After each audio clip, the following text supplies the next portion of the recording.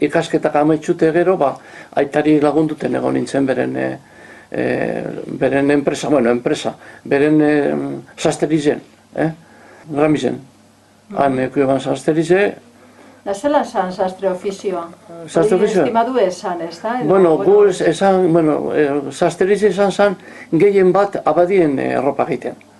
Hoi izan zen gure gai importantiena, eta gero aparte jakine arropak, txaketak eta prakak eta bar.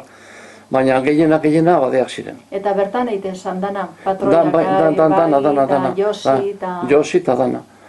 Eta han ikasi negon, hori da nire ofizio bat bai. Eta han egon ginen. Zuen aite perapakarri beharriteuen? Ez, langileak egon ziren, egon ziren 6 bat edo, han bizia etxe bardinean eta lan be bai. Etxean bertan egoan? Bai.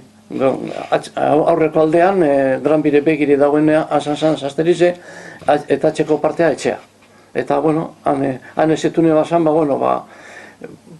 abade uste dut, importantienak edo, antipasazien, gehienak. Gogoratzen duzu baten bat, edo?